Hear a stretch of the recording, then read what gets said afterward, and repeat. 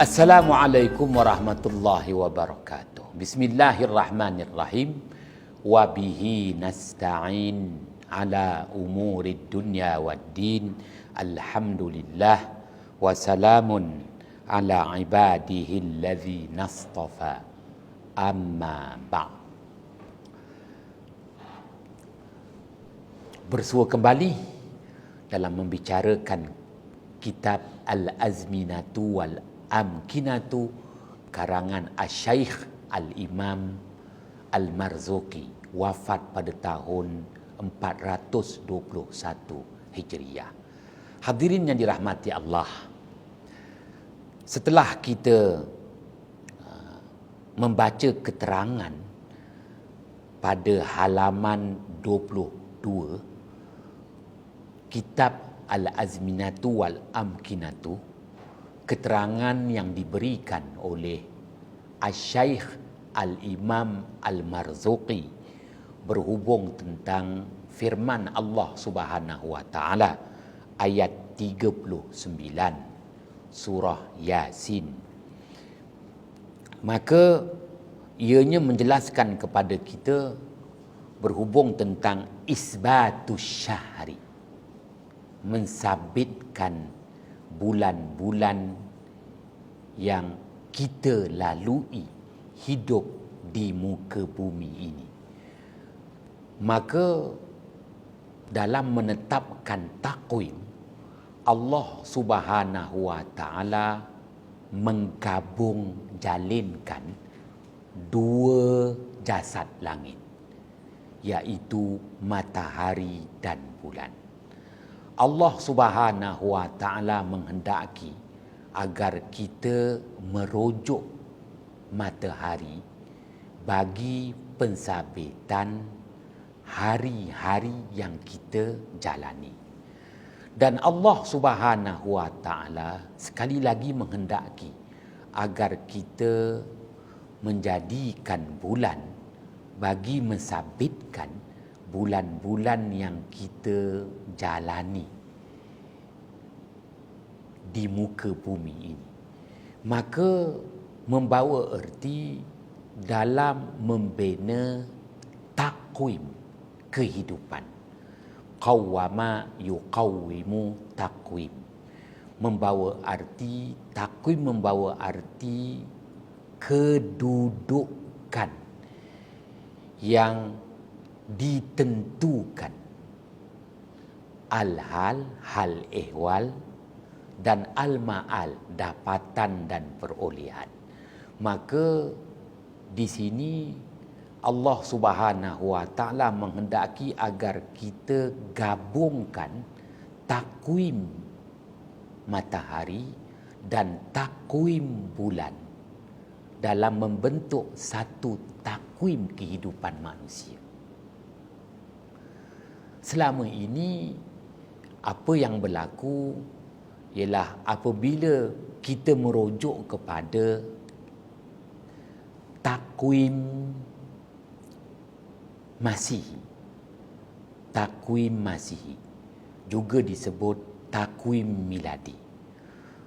Dalam bahasa Inggeris, kalender Masihi, kalender miladi.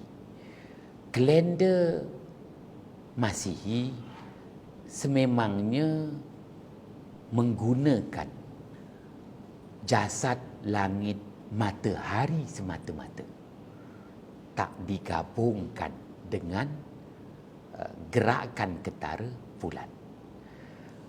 Itu yang kita faham. Takwim kalender Masihi yang kita sebut tahun Masihi. Tahun Masihi semata-mata merujuk kepada gerakan ketara matahari. Tak ada di situ cerita bulan sedikit pun. Akan tetapi takwim Hijri, takwim Hijri merupakan takwim yang lengkap, kerana takwim Hijri, takwim yang mengguna pakaikan dua kalender, dua takwim, takwim matahari dan takwim bulan. Itulah takwim hijri. Menunjukkan takwim hijri lebih istimewa dan banyak keutamaannya berbanding dengan takwim Masihi. Kerana takwim Masihi itu hanya bergantung kepada matahari semata-mata. Berbeza dengan takwim hijri, digabungkan dua takwim, dua kalender. Untuk takwim matahari, ketetapan harian. Untuk takwim bulan, ketetapan bulan-bulan yang dilalui. Muharram, Safar, Rabiul Awal, Rabiul Akhir. Maka dalam hal ini sebenarnya lebih mudah untuk menggunakan takwim Masihi. Kenapa lebih mudah? Lebih mudah nak disabitkan tahun Masihi. Kerana dia hanya mengambil kira satu jasad langit sahaja, iaitu matahari.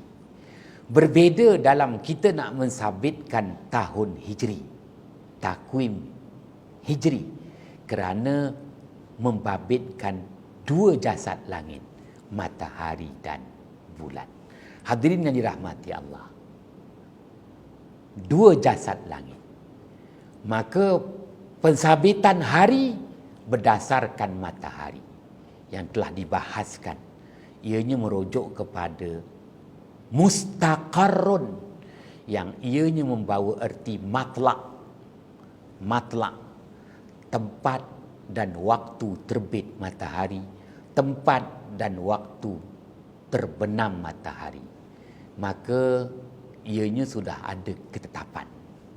Berbeza dalam nak mensabitkan bulan-bulan yang kita jalani. Agak sukar dalam nak mensabitkan bulan Muharram, bulan Safar, bulan Rabiul Awal, Rabiul Akhir, apatah lagi bulan yang menjadi kontroversi setiap tahun, bulan Syawal. Hadirin yang dirahmati Allah, ya, kerana bagi matahari kita telah didedahkan istilah al-mustaqar, ketetapan tempat dan waktu. Berbeza dengan menetapkan bulan-bulan bagi tahun Hijri, kerana ditetapkan berdasarkan hilal. Dan nak menetapkan hilal perlu memahami terlebih dahulu manzilah bulan. Ya, manzilah bulan, iaitu hentian-hentian yang dilalui oleh bulan. Dan telah dihurai lanjut oleh Asy-Syaikh Al-Imam Al-Marzuqi, wafat 421 Hijriah. Kita hargai 1000 tahun yang lalu Asy-Syaikh Al-Imam Al-Marzuqi berusaha untuk memberi penjelasan kepada kita betapa perlunya ada ketelitian dalam isbatul hilal, pensabitan anak bulan. Kerana anak bulan merupakan penentuan awal bulan bagi tahun Hijrah. Oleh itu, 12 bulan dalam setahun, daripada bermula dengan bulan Safar, berakhir dengan bulan Zulhijjah. Setiap bulan mestilah dimulakan dengan hilal, iaitu kemunculan dan kelihatan anak bulan. Dalam mensabitkan anak bulan, Allah Subhanahu wa taala memberi satu kaedah kepada kita, manusia yang hidup di muka bumi. Begitu mudah di sebalik kita nak mensabitkan anak bulan. Lihatlah batang tandan pepohonan kurma. ambil perhatian terhadap hal ehwal batang tandan pepohonan kurma. Kemudian ambil peringatan daripada al-ma'al, dapatan perolehan batang tandan pepohonan kurma.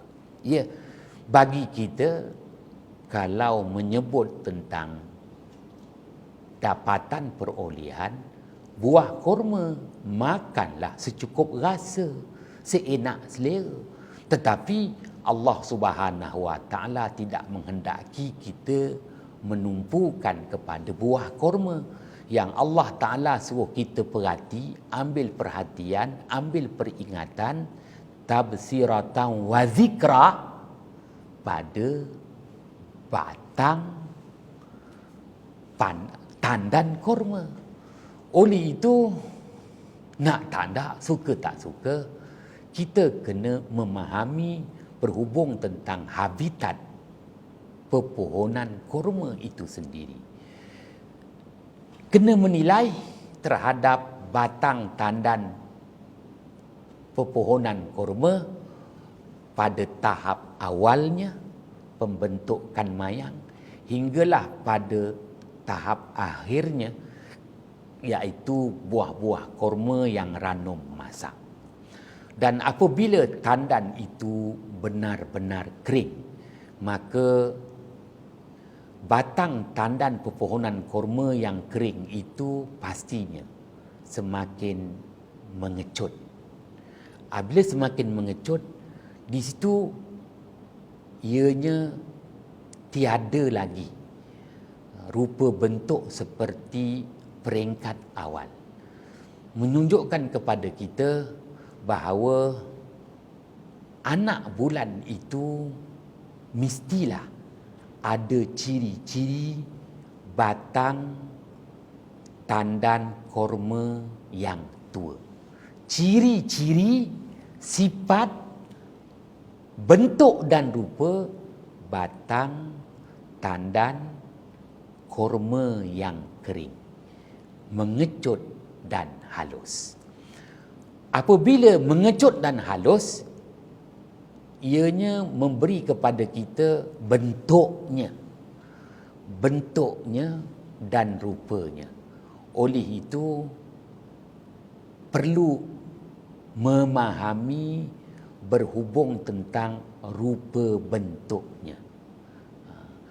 Sekiranya tidak memenuhi rupa bentuk batang tandan tua, maka tak sah untuk disabitkan anak bulan. Sekiranya kita hanya melihat anak bulan itu sekadar satu garisan, tidak terupa dan terbentuk batang tandan kurma yang tua, maka tak boleh disabitkan sebagai anak bulan. Kalaupun di situ kelihatan cahayanya, dan di situ juga jelas bahawa itulah kedudukan anak bulan, sebaik sahaja terbenam matahari di akhir bulan. Tak boleh nak disabitkan, kerana Allah Subhanahu Wa Taala telah tetapkan ciri-ciri anak bulan itu ada kal urjunil qadim,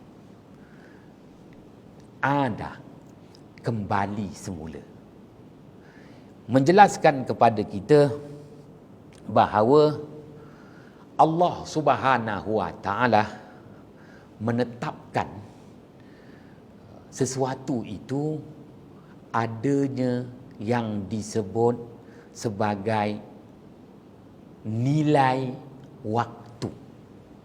Nilai waktu. Seperti kita menyebut dalam istilah yang akan dijelaskan nanti, zatal awim. Zatal awim. Kita dapati bahawa Asy-Syaikh Al-Imam Al-Marzuki, dia menghuraikan ayat 39 surah Yasin, kerana dia akan mengulas lanjut nanti untuk diperkenalkan satu istilah yang digunakan oleh ulama falak, bersumberkan ayat 39 surah Yasin, iaitu istilahnya Zatal Awim. Zatal Awim membawa erti nilai ulangan. Nilai ulangan, ia ulangan harian, ulangan mingguan, ulangan tahunan, ulangan bulanan. Nilai ulangan. Yang mana selama ini kita memahami nilai ulangan itu dengan dua. Sama ada berulang itu membawa arti haul, ha waw lam, haul, ulangan yang mendukacitakan, ataupun ulangan yang menggembirakan. Id, ain, ya, dal. Id, ulangan. Id merujuk kepada ulangan tahunan yang menggembirakan. Aidul Fitri, Aidul Adha. Ulangan tahunan. Haul, haul almarhum Sultan Iskandar. Ulang tahun duka cita kemangkatan Sultan Iskandar negeri Johor. Hadirin yang dirahmati Allah, maka didatangkan istilah Zatal Awim, iaitu nilai ulangan. Bagi ulangan harian tak perlu lagi nak disangkal, kerana ayat 39, ayat 38 surah Yasin, Allah Ta'ala telah menetapkan berdasarkan istilah mustaqarrun, membawa arti matlak. Maka sebab itu tak ada pertikaian tentang waktu terbit matahari dan waktu terbenam matahari. Malah ulangan harian itu dapat ditentukan. Yang menjadi perbahasan hingga kini adalah ulangan bulanan. Setiap bulan berulang. Apa yang berulang? Berulangnya anak bulan. Apa perlunya nak berulang anak bulan? Kerana anak bulan hilal itulah yang akan menentukan bermulanya bulan-bulan yang umat manusia lalui di muka bumi ini. Kerana dalam masyarakat kita yang hanya menjadi kontroversi, ulangan anak bulan Syawal. Itulah yang sentiasa dipertikaikan. Betul ke dah berulang? Ataupun lebih awal lagi dia dah berulang? Ataupun kenapa lambat dia berulang? Ya, kerana untuk mensabitkan anak bulan, perkara yang masih lagi subjektif. Allah Subhanahu Wa Ta'ala menghendaki agar kita membuat perbandingan anak bulan dengan batang tandan pepohonan korma. Adakal urujunil qadim. Dapat diringkaskan di sini dalam menjelaskan keterangan halaman 22. Halaman 22 kitab Al-Azminatu wal Amkinatu, isbatus syahri, mensabitkan bulan-bulan itu, yakni bulan bagi tahun Hijri itu, ianya mestilah memenuhi manazilul qamar, manzilah bulan, hentian bulan. Kenapa perlu memahami hentian bulan?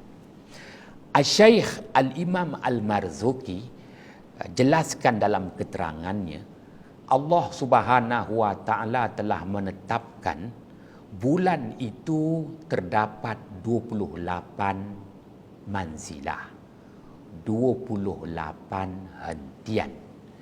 Ini bererti apabila bulan telah melalui 28 manzilah, 28 hentian, maka sempurnalah bulan mengelilingi bumi, membentuk satu bulatan edaran yang disebut falak, dan dijelaskan pada ayat 40 surah Yasin, wa kullum fi falakin yasbahun.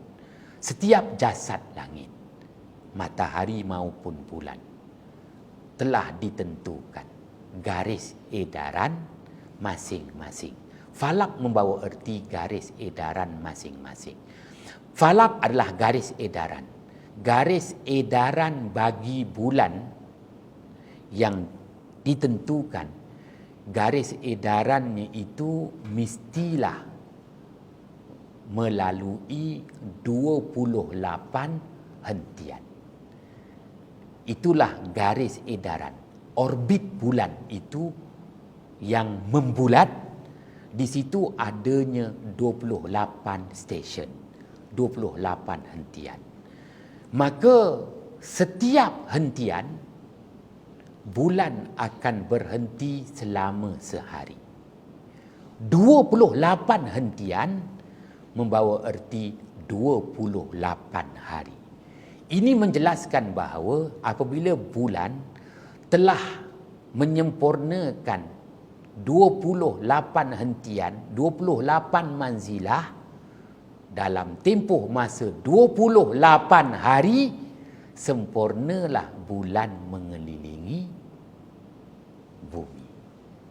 Apabila bulan telah sempurna mengelilingi bumi dalam tempoh masa 28 hari, 28 manzilah, 28 hentian, maka bulan mula akan kembali semula kepada bulan yang baru, iaitu hilal anak bulan. Pun begitu, Al-Syaikh Al-Imam Al-Marzuki jelaskan kepada kita, dalam melengkapkan pusingan bulan mengelilingi bumi dalam tempoh masa 28 hari, mengambil posisi 28 hentian, 28 manzilah. Maka setelah sempurna bulan mengelilingi bumi 28 hari, 28 manzilah, 28 hentian, istatara lailan. Bulan tidak kelihatan satu malam, iaitu malam yang ke-29. Malam yang ke-29, bulan tak kelihatan. Kemana perginya bulan? Maka datanglah istilah pada malam yang ke-29, bulan al-ijtima, ijtama'a yajtami'u ijtima', bulan bersekedudukan dengan matahari. Oleh kerana bulan bersekedudukan dengan matahari, sememangnya manusia di muka bumi takkan nampak bulan. Maka waktu itu bulan tersembunyi. Kerana bulan berijtima',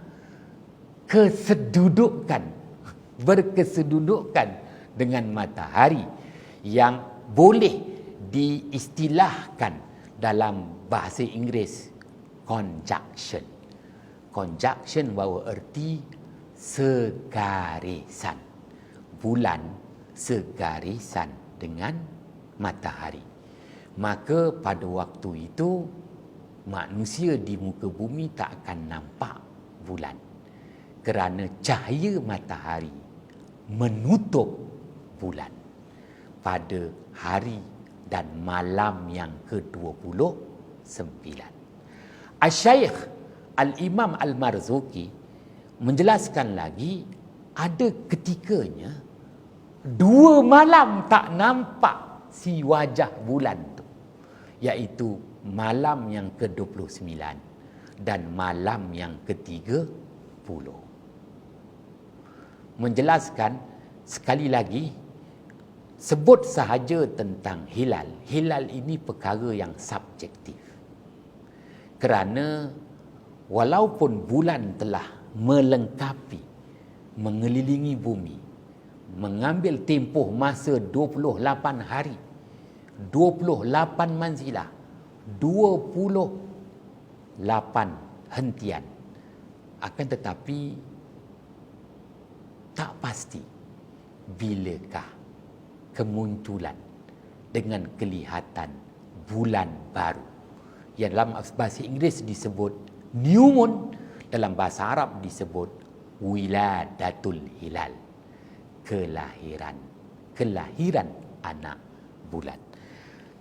Hadirin yang dirahmati Allah, Asy-Syaikh Al-Imam Al-Marzuki jelaskan kepada kita perlu membuat hitungan dan pemerhatian, hitung dan lihat, hisab dan ru'yah, ru'yah dan hisab perlu digabungkan, kerana tak pasti sama ada bulan itu tidak kelihatan satu malam, yakni pada malam 29, ataupun 2 malam, yakni malam 29 dan juga malam yang ke-30.